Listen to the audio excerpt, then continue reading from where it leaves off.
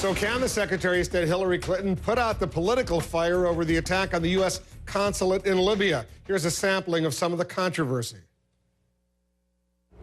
Well, I give Secretary Clinton credit for taking responsibility, which Joe Biden and President Obama would also take responsibility. I think the administration has a lot to explain. From the day this story broke back on September 11th, September 12th, they told misleading stories, confusing stories, contradictory stories.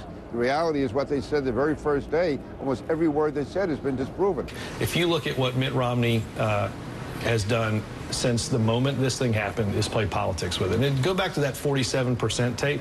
You know, he said he was looking for a foreign crisis to try to exploit during this campaign. It would be stunning to me for our national security team not to inform the president back in April and June. And it's stunning to me that the vice president denies any knowledge of the security situation in Benghazi, Libya. I find that almost impossible to believe.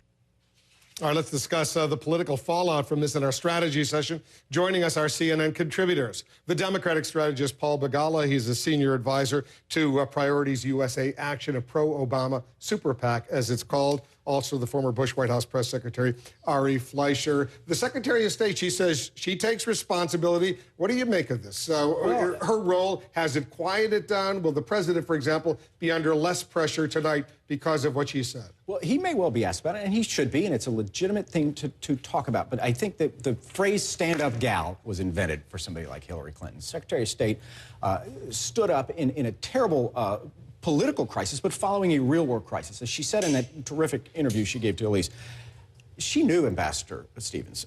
The president knew Ambassador Stevens. So this is not just another political issue. And there is no doubt that the information that our government, her State Department, put out at the beginning of this has now proved to be untrue. That's a huge leap, though, to say, look, in the fog of war, we didn't have all the facts, to try to claim some kind of a conspiracy. And I think it is Mitt Romney who has politicized this, and I think that is to his detriment. It's bad for America, but it's bad for Governor Romney. Had he said what Hillary just said, which is, look, in a moment of crisis, all Americans pull together. There's legitimate questions about security of our officials in Libya, but we will all pull together to take on terrorists. He'd be in a lot better shape politically right now than looking as craven as he was when this crisis hit. You called her a stand-up gal, you agree? Well, what she did was noble, and I do believe that's the case. But I think, Wolf, you have to separate the two issues at play here. One is terrorism. There was an attack on our country when they attacked an embassy. And nobody should blame that on the Obama administration. I blame it on the terrorists who carried out the attack. The second issue, though, is the reaction the administration gave, the explanation the American people got, and that explanation seems to be tortured. They had, it seems to me, their own political vested interest in saying this is a result of the video, this is a result of the protests. Why? Because they want to convey the impression after getting bin Laden that terrorism was really well handled by President Obama. And they should not have been in a rush to brief within immediacy after the attack. They should have taken their time. And they should have learned that after the killing of bin Laden, where, again, political imperative, they wanted to give the credit to the White House for it, so they briefed too quickly, and facts changed then as well. My lesson, having been through several unfortunate episodes involving terrorism, is you need to wait, you need to pause, you need to collect your breath. Don't rush to explain. Because initial reports that you get from the front lines are usually wrong. They are, and they should have said that first weekend. Ambassador Rice, who is a friend of mine, a terrific UN ambassador, great representative for our country, should have listened to Ari. Ari's right, and I've lived through this too. I was working in the White House when our embassies in Dar es Salaam and Nairobi were attacked.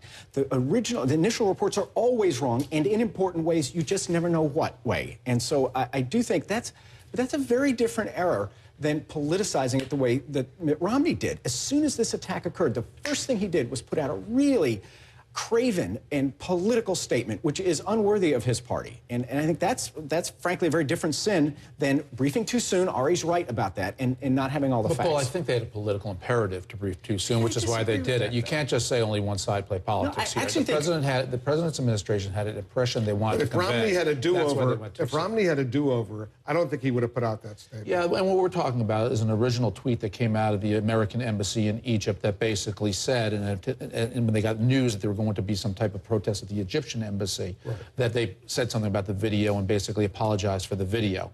They didn't apologize. They didn't apologize. They blasted that video. Well, and they were pretty much taking a pass at Americans having a right to free speech. It was a terrible statement our embassy in Egypt put out, and Governor Romney jumped all over that first statement.